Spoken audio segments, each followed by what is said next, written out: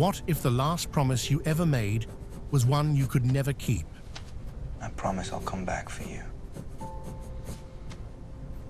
In the spring of 1912, the greatest ship ever built prepared to carry more than 2,000 souls across the Atlantic. She was called Titanic, and for two passengers who boarded her that week, she represented everything they had ever hoped for. On the 10th of April, the docks at Southampton echoed with whistles and cheers as the massive hull loomed against a pale sky. Among the third-class passengers streaming up the gangway was Patrick Flynn, a 24-year-old Irish carpenter from a small village near Queenstown. He clutched a worn cloth bag containing his only possessions, a hammer, a change of clothes, and a single folded letter from his younger sister Mary. In it she had written, in her careful schoolgirl hand, "Come back soon, Pat. I'll keep the fire lit." Patrick had buried their mother the previous winter, watched the landlord take the last cow, felt the hunger settle into their bones like damp rot. This ticket, saved penny by penny from 14-hour days, swinging a hammer, was his vow to change that. To bring Mary across the ocean where the streets were said to be paved with work instead of promises. As the gangway lifted and the ship's horns sounded, he pressed the letter to his chest and whispered, "Hold on, little one, I'm coming." Far above, on the first-class promenade, Mrs. Victoria Langford stood at the rail in a tailored traveling coat of deep blue wool. At 37, the Philadelphia widow carried the quiet poise of someone who had learned to wear grief like fine lace. 2 years earlier, her husband had slipped away in the night, leaving only silence and a gold locket she never removed. This voyage home from England was meant to be the gentle turning of a page. Titanic, everyone agreed, was the safest ship afloat. Her luxury would wrap her in certainty. As the lines were cast off, she touched the locket and thought, "Let this crossing be the last time I feel so alone." The days passed in deceptive peace. In third class, Patrick ate simple meals of stew and bread, laughed at fiddle tunes, shared cigarettes with men who dreamed the same dream. At night, he stood on the open deck, staring at stars so bright they seemed close enough to touch, and pictured the small flat he would rent, the envelope he would mail to Mary with tickets inside. The engine's steady thrum felt like a heartbeat saying, "Almost there." In first class, Victoria sat beneath crystal chandeliers, listened to the orchestra, answered polite questions about New York society. She smiled when required, yet every quiet moment brought the empty space beside her into sharper focus. Still, the ocean lay flat and silver under the moon, and she allowed herself to believe the worst days were behind her. By the evening of the 14th of April, the air had turned knife-sharp. Patrick crawled into his bunk on E-deck, exhausted but hopeful.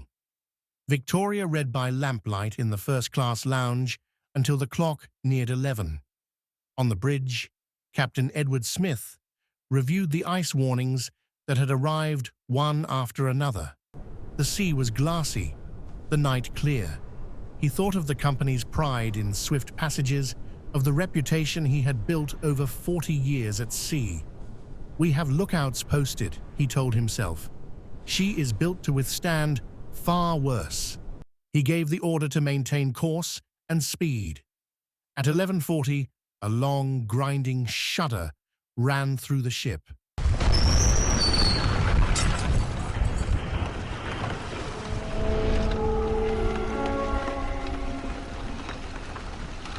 Patrick woke to the sound of iron screaming against ice. He sat up, pulse hammering. The engines stopped. Stewards knocked on doors, calm at first. Nothing to worry about. Victoria felt the same faint jolt and rose without haste. Then the order came. Lifebelts, boat deck, women and children first. Captain Smith listened to the carpenter's report. 5 compartments flooded, and felt the knowledge settle like lead in his chest. She will go down, he understood instantly. The thought was not panic, it was clarity. But not one more life than necessary. He ordered the boats uncovered, the passengers mustered. Women and children first, he repeated, voice level, while inside he carried the crushing weight of every choice that had led to this moment. He would stay until the end. Patrick joined the rush of third-class passengers climbing iron stairways. The corridors were already tilting, the air thick with coal dust and fear. Gates meant to keep classes apart now trapped hundreds below. He pushed upward, lifting a terrified child over a fallen suitcase, urging a woman ahead of him. "Keep moving, you'll be all right," he said, though his own voice shook. "Mary's waiting," he repeated to himself like a prayer. "I promised her." Water roared up from below, black and freezing, filling the stairwells faster than anyone could climb. He reached a landing, grasped the rail, pulled himself higher. His lungs burned, his hands bled on the cold metal. "Just the deck," he begged silently. "One more flight." Then the sea broke through. A wall of water exploded upward, slamming him against the bulkhead with bone-crushing force. The cold was instant agony, every nerve screaming as it stole his breath. He was hurled downward, coat tearing, boots kicking uselessly against nothing. Terror swallowed him whole, not the slow fear of poverty or loss he had known all his life, but a white-hot animal panic that erased everything except the need to live. He clawed at the streaming darkness, fingers scraping rivets, lungs convulsing for air that wasn't there. His mind fractured into shards of light. Mary's face at the cottage door, her small hand waving, the letter still folded in his pocket, the future he had carried like a flame. "No, no, no!" The word became a silent howl inside his skull. The pressure mounted, ribs creaking, vision narrowing to pinpricks. In that last, unbearable second, he saw her clearly. Mary standing alone by the window, firelight on her face, waiting for a brother who would never come. The guilt was worse than the drowning. "I'm sorry," he thought, the words bubbling uselessly upward. I tried so hard." Then the cold closed over the last of him, merciless and final. And the promise he had made to the only person who still believed in him slipped away into the black. Victoria reached the boat deck sooner. She helped a steerage mother with 2 children into a lowering lifeboat, then stepped in herself at an officer's quiet insistence. As her boat pulled away, she looked back at the lit decks, at the figures still crowding the rails. Above them, Wallace Hartley gathered his fellow musicians. The deck slanted beneath their feet. Fear rippled through the waiting crowd. Hartley met their eyes, violin already in hand. "If we have nothing else to offer," he said softly, "we offer this." They chose hymns, "Nearer, My God, to Thee," the music rising steady and clear against the growing chaos. In his heart, Hartley knew they would not leave. "This is our last audience," he thought. "Let the notes be gentle. Let them carry what words cannot." They played on, fingers numb, instruments trembling, until the water reached their knees, their waists, their strings. They played until the sea took the music with them. At 2:20, the ship's lights flared once, then died.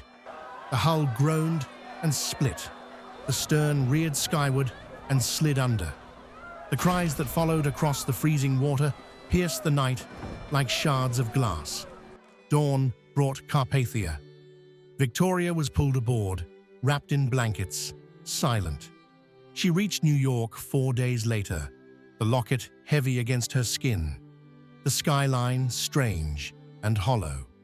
Patrick's sister would wait months for news that never came, the fire in the cottage eventually going out. More than 1,500 lives ended that night. Among them was a carpenter, whose final terror was not the cold, but the unbearable certainty that he had broken the only promise that ever mattered. A widow who learned the ocean keeps no bargains, and musicians who chose, in the face of oblivion, to give the terrified the gift of one last calm melody. The Titanic lies 2 miles down, a broken monument to the moment mankind believed it could outrun fate. But on that April night in 1912, the truth was simpler and more cruel. Every heart beats only until it doesn't, and the deepest wound is not the water itself, but the instant you understand the face you love most will never see yours again.